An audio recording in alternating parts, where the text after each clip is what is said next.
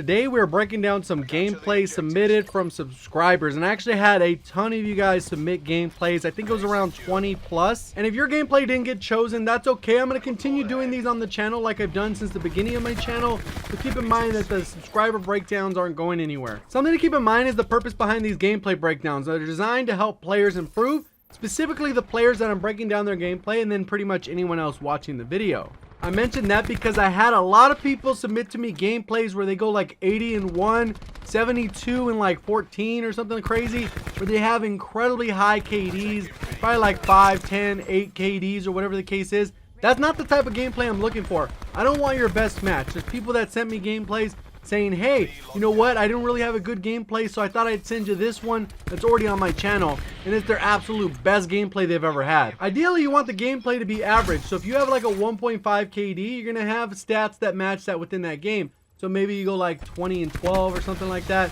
Nothing crazy, but something that I can actually break down. Another thing is a lot of people submitted theater mode gameplay. I don't want theater mode gameplay. I want live, raw, uncut gameplay with no commentary. The video should be long enough to cover the entire match, but not too long. Somebody submitted like 2 hours worth of gameplay to me, and that is just excessive. I just want an average match. And the last part is I'd like to see a recent gameplay, so one since the newest update. Sorry that took a little bit longer than expected, but it definitely needed to be said. If you do enjoy the video anyway or find it helpful, please remember to hit that like button. If you'd like to find your way back to the channel or have your gameplay broken down, make sure you're a subscriber, turn on those notifications so you'll know when a video goes live. And with that, we'll go ahead and get into the first gameplay, which is by Rudy. You kind of been seeing the gameplay going on in the background. You can see they're using the KN, and there's something right off the bat that I think a lot of the players that I broke down have this similar issue. At least in my opinion, it's an issue. I think it's something they should try unless they've already tried it, and that is shrinking down the HUD. And to do this in game, basically you want to make the safe area as small as possible, because currently all the different items that are on the screen are currently towards the edges of the screen, especially when you're trying to focus on the middle of the screen for your aiming down sight. It's a little bit harder to look at that mini map. Even if it's just an inch further away, that's more work your eyes have to do. The next tip is in regards to centering. You can see how low their crosshairs are, where the hipfire spread is very low, kind of aiming at an area that they probably shouldn't be aiming at. Luckily they're able to strafe out a little bit, clean up that kill. But for the most part, look at how low they're aiming when they actually are aiming down sight. Then there's other times that they do center pretty effectively. The other thing that they're doing really well right now is that map control. You can see that they're pushed up, not all the way pushing through the enemy spawn as to flip the spawn, but they're kind of locking down that part of the map. You can see that B is pretty much blocked off. So now that we kind of talked about a few of those things, let's go ahead and talk about movement. And one of the things I think is lacking in the movement, they're not really taking advantage of that strafing and the jumping and the sliding mechanics that are available in the game.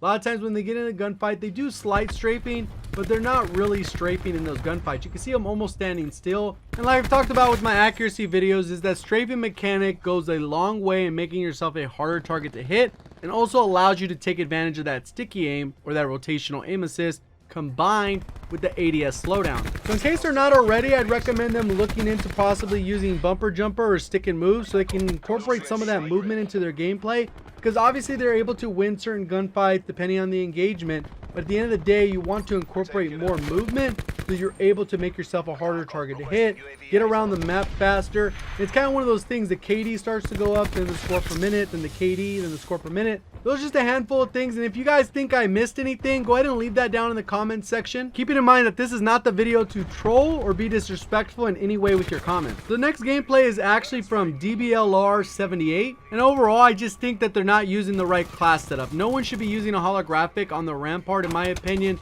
because it just obstructs too much of the view.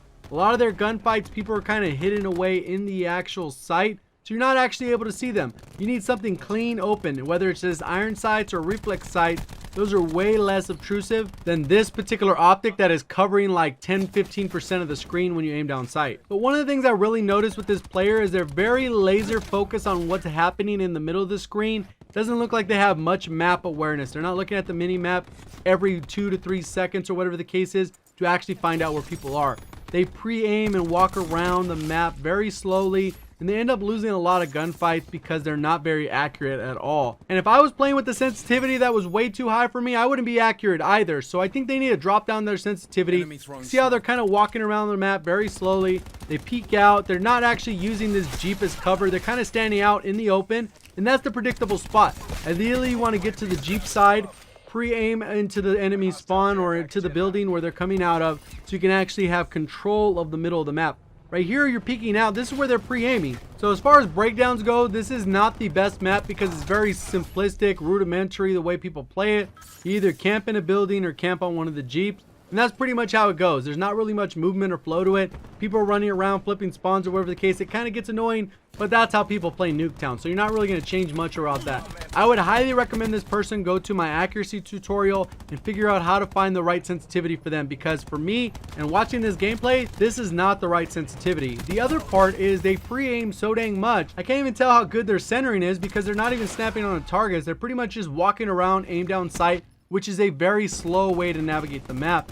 A lot of times they're just kind of pre-aiming. Right here, it looks like they're about to center and they're just kind of running around, not really looking at what's going on. There's a lot of action on the mini map. He's going to come out, gets absolutely destroyed. So that's the majority of what I could find from this specific gameplay. I think there's a lot they can improve on, but there's baby steps. You got to go ahead and work on the KD, score per minute, like I've talked about.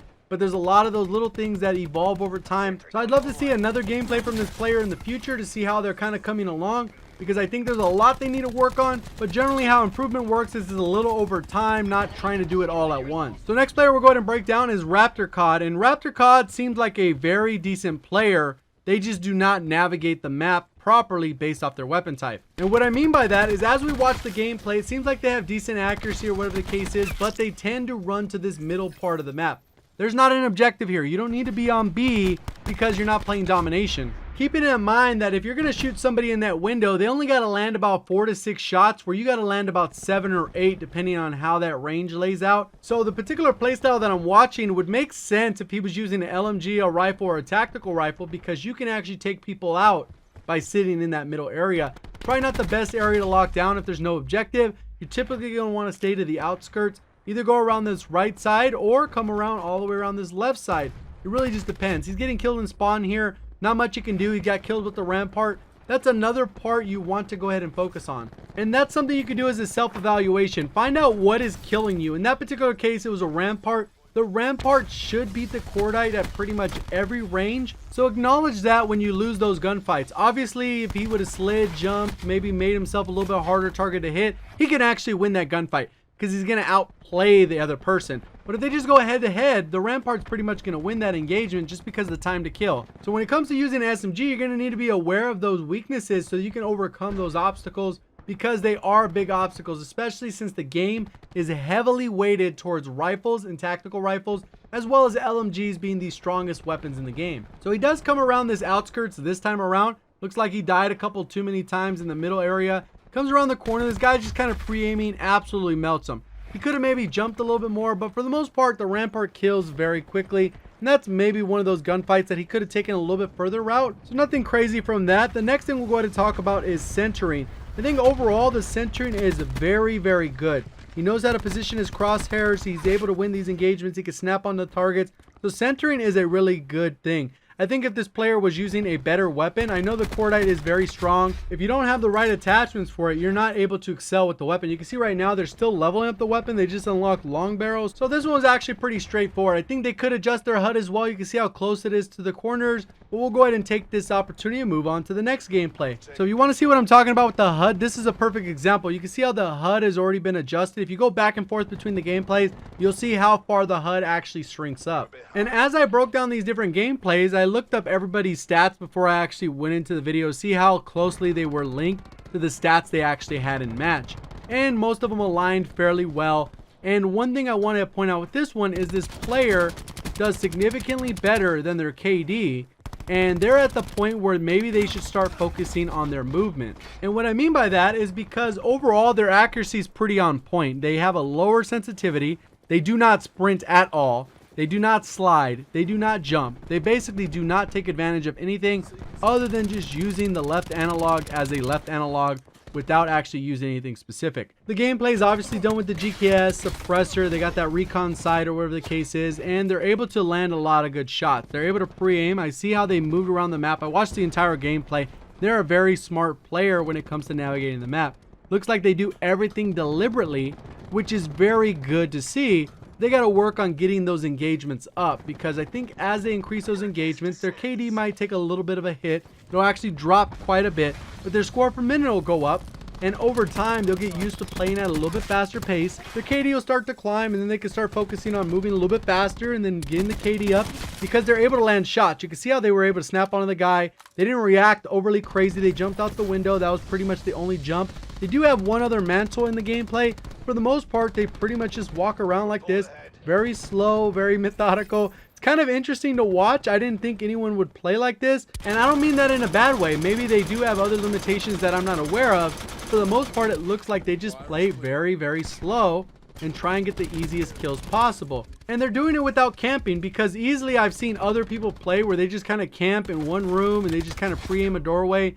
Right here you can see the slow sensitivity, a little bit of map awareness was lost there. The guy came around the outside. Whatever the case is, I think the player has a lot of potential because it looks like they understand how to read the mini-map, how to hit their shots when they get into engagement even though they don't use any advanced movement, and also how to position themselves so they can win more engagements. And those are some of the more challenging aspects that I think people deal with. The actual moving and sliding is actually pretty easy once you commit to trying to make that a part of your playstyle. That's pretty much it for the video. If you guys enjoyed it, please remember to hit that like button. We'll see you guys on the next one. If you want to go ahead and find your way back to the channel, make sure you hit the subscribe button with notifications on, and you do that by ringing the bell and changing that red subscribe button to gray. Appreciate all the support. Thank you for watching. As always, have a great day.